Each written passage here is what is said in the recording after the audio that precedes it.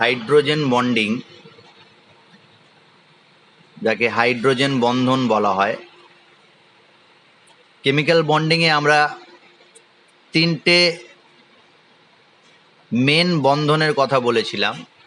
সেটা কি কি ছিল? একটা ছিল তড়িৎযোজী বন্ধন, একটা সমযোজী বন্ধন, আর একটা অসমযোজী বন্ধন। এই তিনটে বন্ধনের কথাই আমরা পড়েছি। এখানে আরেকটা নতুন বন্ধনের কথা বলা হচ্ছে, হাইড্রোজেন বন্ধন। আচ্ছা, আমি যখন শুরু করেছিলাম তখন কিন্তু এই বন্ধনের কথা বলেছিলাম এইটা খুব একটা শক্তিশালী বন্ধন নয়, তাই এটাকে আমরা সাধারণত যে বন্ধন সমযোজী, তড়িৎযোজী, অসমযোজী তাদের মধ্যে ফেলি না, কেমিক্যাল বন্ডিংয়ের মধ্যে ফেলি না। তবে এই হাইড্রোজেন বন্ধনের কিছু প্রভাব লক্ষ্য করা যায় কোনো যৌগ বা অণুর বিভিন্ন ভৌত রাসায়নিক ধর্মের ওপরে। সেটা নিয়ে এই পুরো টপিকটা আছে। এখান থেকে অনেক প্রশ্ন থাকে, আর খুব ভালো একটা জায়গা, ভালো বুঝতে পারবে। আচ্ছা, তার আগে বলি, দেখো ডাইপোল মোমেন্ট যখন পড়াচ্ছিলাম, একটা হাইড্রোজেন পরমাণু, যেটা বলছিলাম ডাইপোল মোমেন্টে আমরা দেখেছি হাইড্রোজেন পরমাণু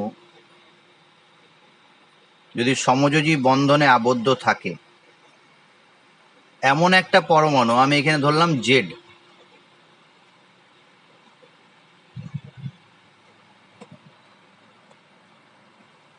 তাহলে হাইড্রোজেন পরমাণু জেড বলে একটা পরমাণুর সাথে সমযোজী বন্ধনে আবদ্ধ আছে, যেখানে জেড পরমাণুটা তড়িৎ ঋণাত্মক বা তীব্র তড়িৎ ঋণাত্মক একটা পরমাণু। কি কি হতে পারে এই জেড পরমাণুটা আমি লিখে দিচ্ছি, দেখো। ফ্লুরিন হতে পারে, অক্সিজেন হতে পারে, এবং নাইট্রোজেন হতে পারে।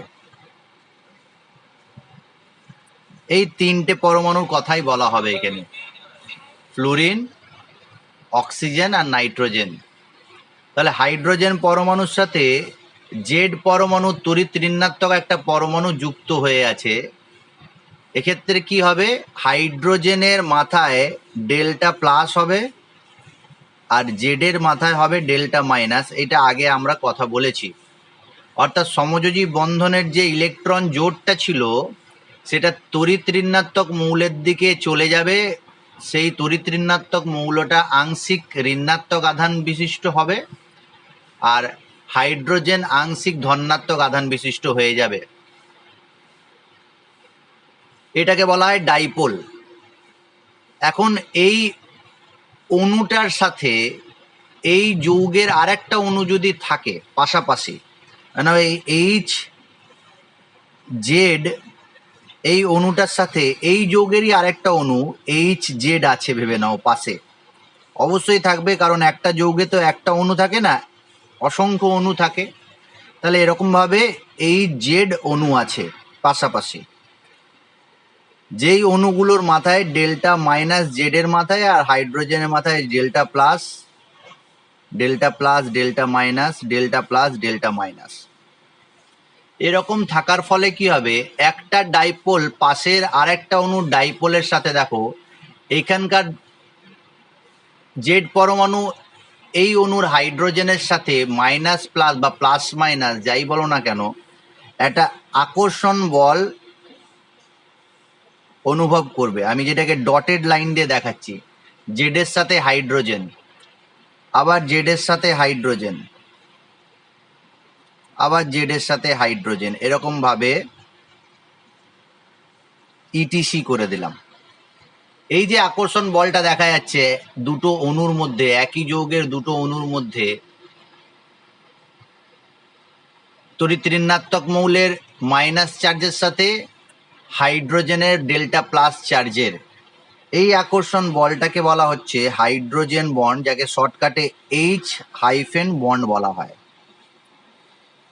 আর এই বন্ডটাকে কি বলছি? হাইড্রোজেন আর জেড পরমাণুর সাথে যে বন্ধনটা আছে সেটা কিন্তু সমযোজী বন্ধন, যাকে কোভ্যালেন্ট বন্ড বলা হয়।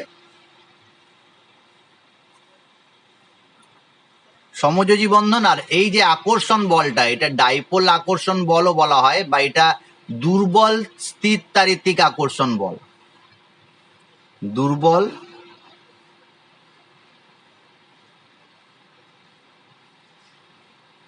তারিতিক আকর্ষণ বল। ইলেকট্রোস্ট্যাটিক ফোর্স অফ অ্যাট্রাকশন কিন্তু খুবই দুর্বল। কতটা দুর্বল একটু পরেই বলছি। তাহলে এরকম অণুর মধ্যে যে আকর্ষণ বলটা দেখা যাচ্ছে, এই বন্ডকে হাইড্রোজেন বলে। আচ্ছা, আর কি হতে পারে? এরকম একটা HZ পরমাণু আছে, অণু আছে, আর একটা অন্য অণু আছে যেখানে H এর সাথে না Y আছে। এই ওয়াইটাও কিন্তু তড়িৎ ঋণাত্মক, আমি ব্র্যাকেটে লিখে দিলাম। ওয়াইটাও তড়িৎ ঋণাত্মক একটা, বা উচ্চ তড়িৎ ঋণাত্মক। এই ফ্লুরিন, অক্সিজেন, নাইট্রোজেনের মধ্যেই কেউ একজন।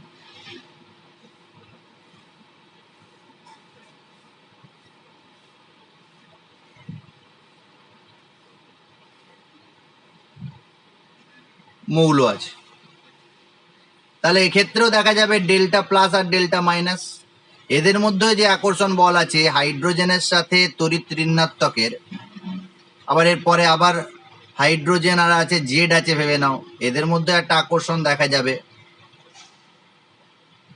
একেও কিন্তু হাইড্রোজেন বন্ধন বলা হয়, এইচ বন্ডিং বা এইচ বন্ড বলা হয়। তাহলে সংজ্ঞায় যদি যাই কি হবে?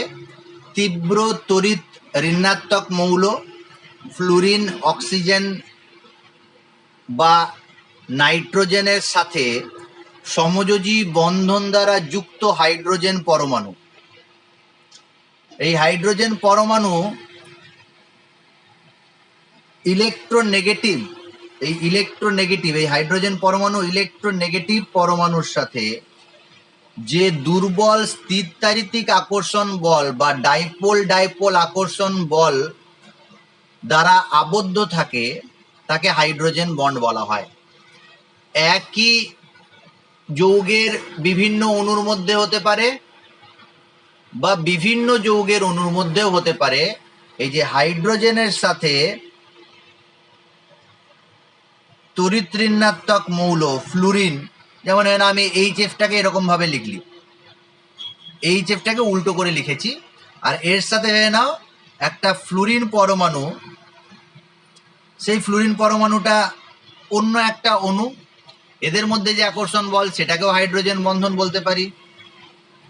বা নাইট্রোজেন হাইড্রোজেনের সাথে যুক্ত এই হাইড্রোজেন পরমাণু ডেল্টা প্লাস, পাশের যদি আরেকটা নাইট্রোজেন পরমাণুর সাথে আকর্ষণ বলে যুক্ত হয়, স্থির তারিতিক আকর্ষণ বল বা দুর্বল স্থির তারিতিক আকর্ষণ বল বা ডাইপোল আকর্ষণ বল, তাকেও হাইড্রোজেন বন্ধন বলা হয়। আর একটা কি বললাম? অক্সিজেন পরমাণুর সাথে যদি হাইড্রোজেনটা থাকে, তাহলে এই ঘটনাটা দেখতে পাওয়া যায়। এই তিন ধরনের হাইড্রোজেন বন্ধন সাধারণত পাওয়া যায় এবং stable hydrogen bonding, fluorine, nitrogen আর অক্সিজেন। তাহলে এইখানে যে বল বা আকর্ষণ বল, সেই বলের প্রকৃতি কি বললাম? বলের প্রকৃতি হচ্ছে দুর্বল তড়িৎ আকর্ষণ বল, স্থিরতারিতিক আকর্ষণ বল বা ডাইপোল আকর্ষণ বল বলা হয়। দুর্বল স্থিরতারিতিক আকর্ষণ বল বা ডাইপোল আকর্ষণ বল, এটাকে হাইড্রোজেন বন্ধন বলা হচ্ছে। এই হাইড্রোজেন বন্ধন গঠনের শর্ত কি কি আছে, এই শর্তগুলো একটু বলে দিই। কি কি শর্ত বলো?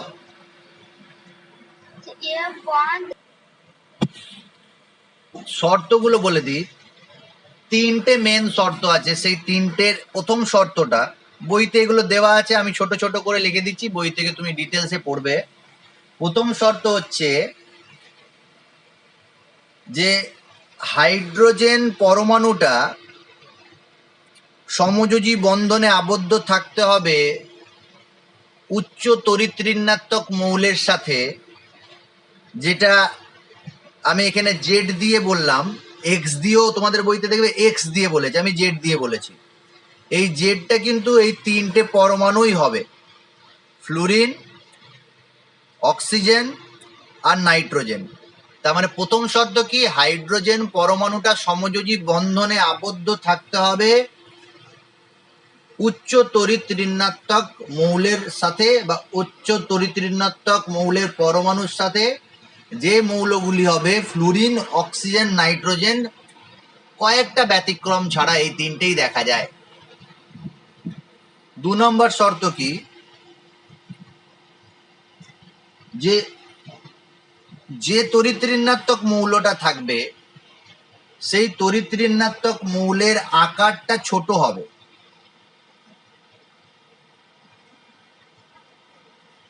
তড়িৎ ঋণাত্মক মৌল আকার ছোট হতে হবে, যেমন ফ্লুরিনের আকারও ছোট, অক্সিজেনের আকারও ছোট, নাইট্রোজেনের আকারও ছোট। বড় আকার হলে কিন্তু হবে না, কেন তড়িৎ ঋণাত্মক মৌল আরো আছে কিন্তু আকারে বড়, তারা কিন্তু হাইড্রোজেন বন্ধন গঠন করতে পারবে না। 3 নাম্বার যে শর্ত,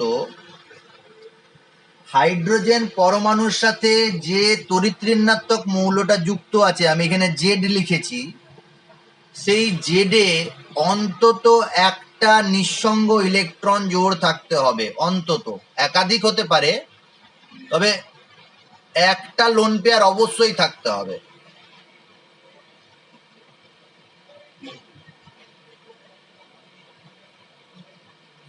অন্তত একটি লোন পেয়ার থাকতে হবে। তাহলে তিনটে শর্ত আমরা দেখতে পারলাম, যে তড়িৎ ঋণাত্মক মৌলের সাথে সমযোজী বন্ধনে হাইড্রোজেনকে যুক্ত থাকতে হবে, আর হাইড্রোজেন না থাকলে হবে না। অর্থাৎ ফ্লুরিনের সাথে বা নাইট্রোজেনের সাথে বা অক্সিজেনের সাথে এই বন্ধন তিনটে থাকতেই হবে, তিনটের মধ্যে যে কোনো একটা। আর দ্বিতীয় কি বললাম, যে ইলেকট্রোনেগেটিভ পরমাণুটা থাকবে, তড়িৎ ঋণাত্মক পরমাণু থাকবে, তার আকারটা ছোট হতে হবে।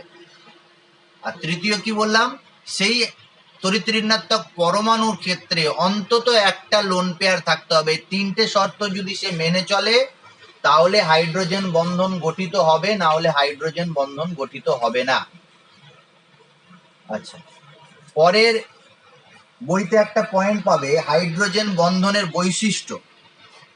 এটা বই থেকেই পড়বে, আমি দুটো মেন ক্যারেক্টারিস্টিক্স বলে দিচ্ছি। হ্যাঁ বলো।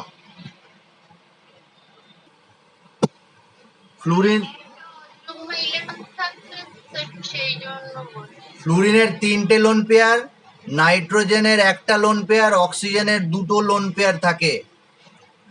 আমার তাহলে তোমাকে এখন লুইস ডট স্ট্রাকচার ড্র করে দেখাতে হবে। এই দেখো, হাইড্রোজেনের শেষ কক্ষে একটা ইলেকট্রন থাকে আর ফ্লুরিনের শেষ কক্ষে 7টা ইলেকট্রন থাকে। 7টা ইলেকট্রনের মধ্যে একটা ইলেকট্রন বন্ধনে অংশগ্রহণ করে, আর বাকি যে 6টা ইলেকট্রন সেগুলো নিঃসঙ্গ অবস্থায় পড়ে থাকে, সেটাকে বলা হয় লোন পেয়ার। বুঝতে পারলাম ব্যাপারটা এবার?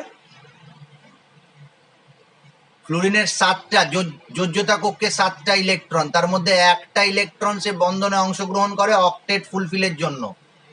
এরকম ভাবে নাইট্রোজেন দেখালে নাইট্রোজেনের 5টা থাকে, তার মধ্যে 3টে সে বন্ধনে অংশগ্রহণ করে, একটা নিঃসঙ্গ অবস্থায় পড়ে থাকে। আর অক্সিজেনে থাকে কটা থাকে? 6টা। 6টার মধ্যে 2টো বন্ধনে অংশগ্রহণ করে আর 2টো লোন পেয়ার অবস্থায় পড়ে থাকে। তা তুমি কি করে বললে ফ্লুরিনে লোন পেয়ার থাকে না? ঠিক আছে, বৈশিষ্ট্যগুলো বলে দিই। হাইড্রোজেন বন্ধন গঠনে, হাইড্রোজেন বন্ধনের কি কি বৈশিষ্ট্য, মেন দুটো বৈশিষ্ট্যর কথা আমি বলবো, বাকিগুলো বই থেকে পড়বে, না পড়লেও হয়। 1 নাম্বার যে বৈশিষ্ট্য সেটা শোনো, এই হাইড্রোজেন বন্ধন কিন্তু দুর্বল, অনেক বেশি দুর্বল একটা স্থির তড়িৎ আকর্ষণ বল। যে বন্ধনের শক্তি, হাইড্রোজেন বন্ধনের শক্তি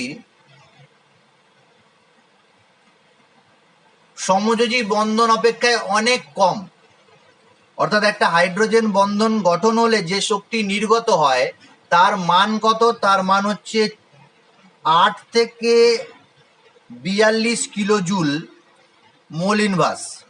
অর্থাৎ একটা হাইড্রোজেন বন্ধন গঠিত হলে এই রেঞ্জের শক্তি নির্গত হবে, বা ওই বন্ধনটাকে ভাঙতে এই হাইড্রোজেন যতগুলো আমি দেখালাম টাইপ, তাদেরকে ভাঙতে শক্তি প্রয়োজন হয় 8 থেকে 42 কিলোজুল পার মোল। কিন্তু একটা সমযোজী বন্ধনের শক্তি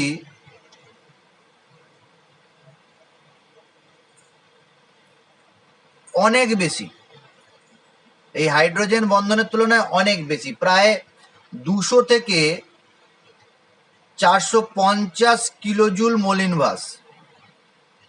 তাহলে সমযোজী বন্ধনের তুলনায় হাইড্রোজেন বন্ধনের শক্তির পরিমাণ দেখতে পাচ্ছ অনেক কম, সেই জন্য এটাকে আমরা মূল বন্ধনের মধ্যে ধরি না, তড়িৎযোজী সমযোজী অসমযোজীর মধ্যে ধরি না, এটাকে একটা আকর্ষণ বল বলছি, যদিও এটা একটা স্থির তাড়িতিক আকর্ষণ বল, ইলেকট্রোস্ট্যাটিক ফোর্স অফ অ্যাট্রাকশন, কিন্তু খুবই দুর্বল। রেঞ্জটা বলে দিলাম, এটা একটা বৈশিষ্ট্য। দ্বিতীয় একটা বৈশিষ্ট্য, আর এখান থেকে একটা প্রশ্ন থাকে, এই যে হাইড্রোজেন বন্ধন গঠন হচ্ছে এটা তো 3 ধরনের দেখালাম আমি, ফ্লুরিনের ক্ষেত্রে একবার দেখালাম, অক্সিজেনের ক্ষেত্রে দেখালাম, নাইট্রোজেনের ক্ষেত্রে দেখালাম, আরও একটা ব্যতিক্রম আছে ক্লোরিনের ক্ষেত্রে মাঝে মধ্যে দেখা যায়, সেটা পরে আলোচনা করছি আমি।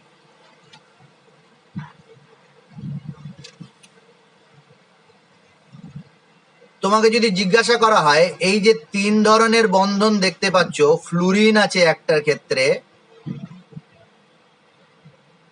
এটা একটু বুদ্ধি করে তুমি বলতে পারবে, এই আকর্ষণ বল আর অক্সিজেনের সাথে যেটা আছে হাইড্রোজেন বন্ধন,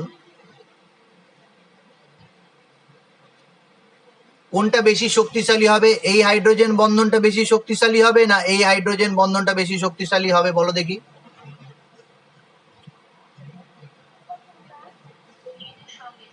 ফ্লুরিনের সাথে যেটা আছে সেটা বেশি শক্তিশালী হবে, আর নাইট্রোজেনের সাথে যেটা থাকবে সবচেয়ে কম হবে, সবচেয়ে কম হবে। তাহলে আমি এটা গ্রেটার দেন সাইন দিয়ে লিখতে পারি। অর্থাৎ এখানে যেটা দেখা যাচ্ছে যে তড়িৎ-ঋণাত্মক মৌলের তড়িৎ-ঋণাত্মকতা বৃদ্ধি পেলে এই ডেল্টা মাইনাস চার্জটা বেশি হবে বা ডেল্টা প্লাস চার্জটা বেশি হবে। এই প্লাস বা মাইনাসের আধান যদি বেশি হয় তাহলে আকর্ষণ বল বেশি হবে, আর এই বন্ধনটা তত বেশি শক্তিশালী হবে। তার মানে ইলেকট্রোনেগেটিভিটি যদি বৃদ্ধি পায়, ইএন যদি বৃদ্ধি পায়, সমযোজী এই হাইড্রোজেন বন্ধনের শক্তি বৃদ্ধি পাবে।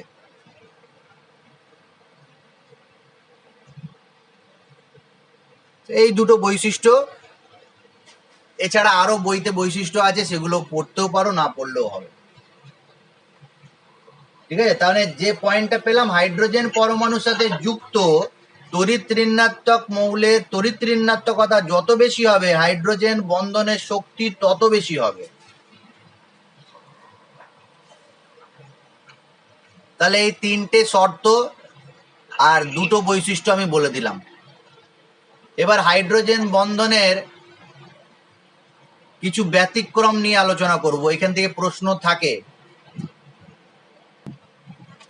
একটু আগেই বলছিলাম যে 3টে পরমাণু ছাড়া আর একটা পরমাণু আছে যে হাইড্রোজেন বন্ধন গঠন করে। তার আগে একটা প্রশ্ন লিখে রাখো, এই প্রশ্নটা খুব ইম্পর্টেন্ট, পরীক্ষায় দেয়, আমি স্টার দিয়ে লিখে দিলাম। ক্লোরিন পরমাণু ইলেকট্রোনেগেটিভিটি বা তড়িৎ-ঋণাত্মকতা নাইট্রোজেন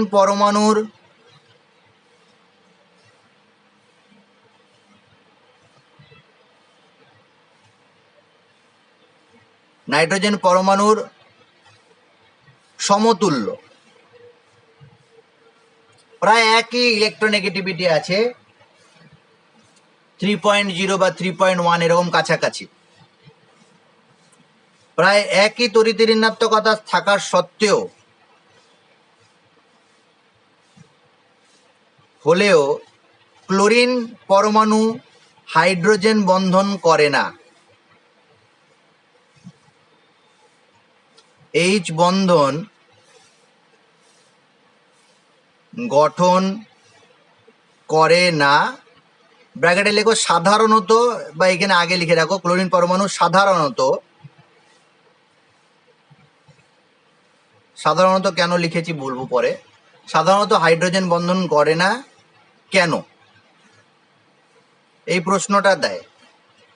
ক্লোরিন আর নাইট্রোজেন দুজনারই ইলেকট্রোনেগেটিভিটি প্রায় সমান, কিন্তু ক্লোরিন পরমাণু হাইড্রোজেন বন্ধন সাধারণত করে না। অর্থাৎ সিএল পরমাণুর সাথে যে হাইড্রোজেন পরমাণু যুক্ত থাকে আর পাশে যদি আরেকটা সিএল পরমাণু হাইড্রোজেন পরমাণু থাকে, মানে HCl, delta plus delta minus, delta minus delta plus, এইখানে কোনো হাইড্রোজেন বন্ধন গঠিত হয় না। আমি ক্রস দেখিয়ে দিলাম, তার মানে বলতে চাইছি হাইড্রোজেন বন্ধন গঠিত হয় না। কিন্তু নাইট্রোজেন পরমাণু যদি থাকে, আমি একটু আগেই দেখিয়েছি নাইট্রোজেন পরমাণু হাইড্রোজেন বন্ধন করে। এটার কারণ কি হবে তোমাদের মধ্যে থেকে যদি কেউ বলো। Very good. কি নাম তোমার? রিজিয়া। রিজিয়া, তোমার ওই তুমি আমাকে একটা কোশ্চেন পাঠিয়েছো না অনেকগুলো, ওই রেডক্সের। আমি দেখে দেবো, একটু সময় পাইনি, হ্যাঁ পরে দেখে দেবো।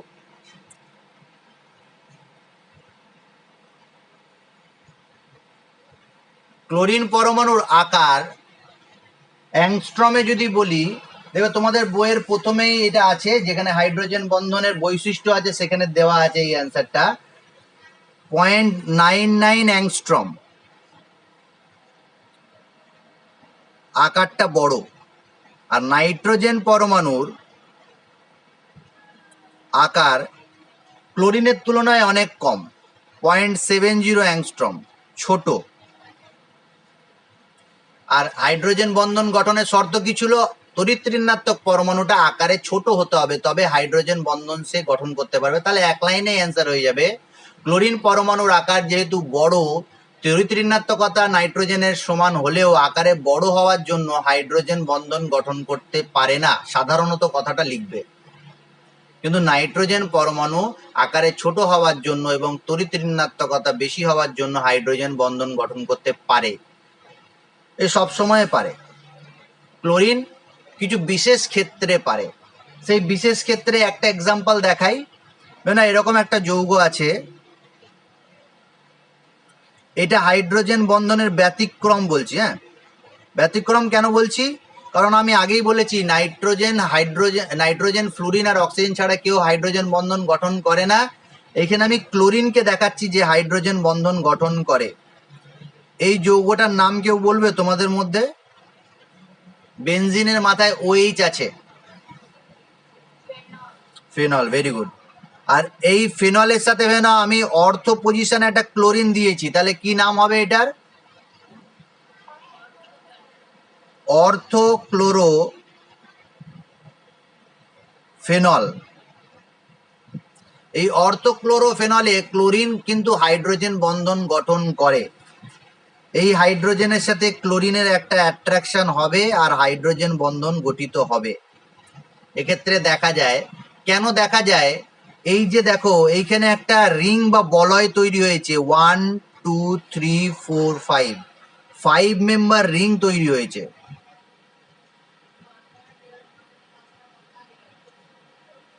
এই 5 মেম্বার রিং, যে রিংটাকে বলা হয় চিলেটিং রিং বা কিলেটিং রিং, চিলেট বা চিলেটিং রিং, একটা চিলেট বলয় তৈরি হয়েছে। এই চিলেট 5 মেম্বার চিলেট রিং তৈরি হওয়ার জন্য এই যৌগটা অনেক বেশি স্টেবল হয়ে যায়, স্থায়িত্ব পায়, অনেক বেশি স্থায়িত্ব পায়। এই স্থায়িত্ব পাওয়ার জন্য এই হাইড্রোজেন বন্ধনটা গঠিত হয়, না হলে ক্লোরিন সাধারণত হাইড্রোজেন বন্ধন গঠন করে না। এখানে একটা ব্যতিক্রম দেখতে পাচ্ছি, ক্লোরিন হাইড্রোজেন বন্ধন গঠন করছে। এর কারণ, একমাত্র কারণ হচ্ছে এই যে 5 মেম্বার রিং তৈরি হলো, চিলেটিং রিং তৈরি হলো, সেই চিলেটিং রিং এর জন্য যৌগটা অনেক বেশি স্টেবিলিটি পায়। বলয়ে গঠিত হলে যৌগ স্থায়িত্ব পায়, স্ট্রং হয়ে যায়, বন্ডিংটা স্টেবিলিটি পায়। এরকম আরো একটা যৌগ আছে যেটার নাম হচ্ছে ক্লোরাল হাইড্রেট। বানান করে লিখে দিচ্ছি আগে আমি, তারপর সংকেতটা লিখছি। ক্লোরাল হাইড্রেট সংকেত হচ্ছে Cl3C, তিনটে ক্লোরিন আছে কার্বনের সাথে, সিঙ্গেল বন্ড CH ব্র্যাকেটে OH হোল 2, ভালো করে এই নামটা সংকেতটা মনে রাখবে। Cl3C single bond CH OH whole 2, এটার নাম হচ্ছে ক্লোরাল হাইড্রেট। এই ক্লোরাল হাইড্রেটেও কিন্তু হাইড্রোজেন বন্ডিং করে কে? ক্লোরিন। আমি স্ট্রাকচারটা দেখাচ্ছি। ক্লোরাল হাইড্রেটে যে কার্বনটা আছে সেই কার্বনের সাথে তিনটে ক্লোরিন, সেই তিনটে ক্লোরিনকে আমি আগে এরকম ভাবে লিখে দিচ্ছি।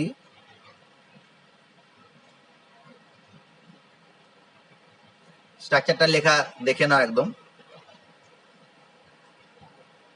CH আর যে দুটো OH আছে সেই OH-টাকে আমি এইভাবে লিখে দিচ্ছি,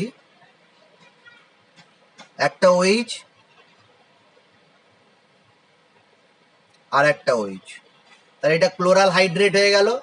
এইখানে এই ক্লোরিনের সাথে হাইড্রোজেন বন্ধন করবে, আর এই ক্লোরিনের সাথেও হাইড্রোজেন বন্ধন করবে, তাহলে দুটো হাইড্রোজেন বন্ধন এখানে দেখা গেল। এই দুটো হাইড্রোজেন বন্ধন গঠন হওয়ার ফলে এইখানে দেখো 1 2 3 4 5 দুটো 5 মেম্বার রিং পাওয়া গেছে। এইখানে একটা 5 মেম্বার রিং পেয়েছি, 5 মেম্বার চিলেট রিং,